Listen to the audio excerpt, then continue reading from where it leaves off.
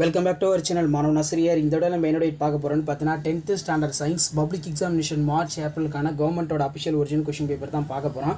So அது பார்க்கறதுக்கு முன்னாடி மாணவ நஸ்ரி யூடியூப் சேனல் சப்ஸ்கிரைப் பண்ணிக்கோங்க. கீழே இருக்கக்கூடிய பெல் ஐகானை ப்ரெஸ் பண்ணி ஆன் வச்சுக்கோங்க. நமக்கு 10th சயின்ஸ் பொறுத்த வரைக்கும் 75 மார்க் எக்ஸாமு 1 மார்க் பொறுத்த வரைக்கும் ஒரு 12 கொடுத்துருக்காங்க.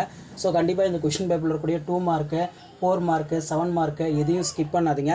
கம்பல்சரி இதில் இருக்கக்கூடிய 2 மார்க் 4 மார்க் தான் கண்டிப்பாக பப்ளிக் எக்ஸாமினேஷனுக்கு வந்து கேட்பாங்க. ஸோ மெயினாக வந்து பார்த்தீங்கன்னா நீங்கள் சயின்ஸ் ப்ரிப்பேர் ஆகிறதுக்கு ஃபர்ஸ்ட் வந்து பார்த்தீங்கன்னா ஃபிசிக்ஸில் 4 லெசன் தரவாக இருந்துக்கோங்க. அதே மாதிரி வந்து பார்த்தீங்கன்னா பயாலஜியில் வந்து 13, 14, 15 நல்லா படிச்சுக்கோங்க. அதில் இருந்தால் கொஷின்ஸ் எல்லாமே கேட்பாங்க.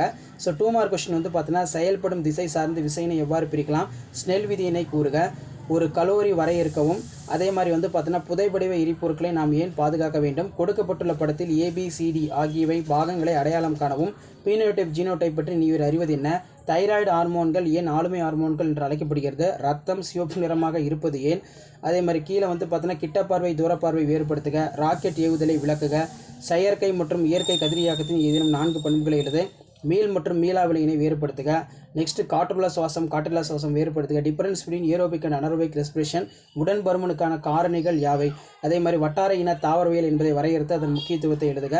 நெக்ஸ்ட் வந்து பார்த்தீங்கன்னா 3 × 7 21 7 மார்க் கொஸ்டின் இதில் வந்து பார்த்தீங்கன்னா கேட்பாங்க.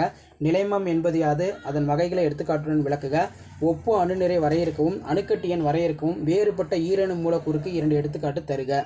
ஸோ அதுக்கு கீழே வந்து பார்த்தீங்கன்னா நமக்கு ரத்தத்தின் பணிகளை பட்டியலிடுக, துகளுடைய சேர்க்கையின் படம் வரைக, நீராவி போக்கு என்றால் என்ன, நீராவி போக்கின் முக்கியத்துவத்தை எழுதுக.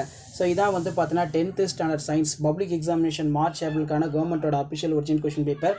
ஸோ வரக்கூடிய 10ஆம் வகுப்பு அரசு பொதுத் தேர்வுக்கு இந்த கொஷின் பேப்பர்லேருந்து கொஷின்ஸ் எல்லாம் அப்படியே வரும். மறக்காத வீடியோ ஃப்ரெண்ட்ஸுக்கு ஷேர் பண்ணுங்கள். மாணவ நாசர் யூடியூப் சேனல் சப்ஸ்கிரைப் பண்ணுங்கள். தேங்க்யூ.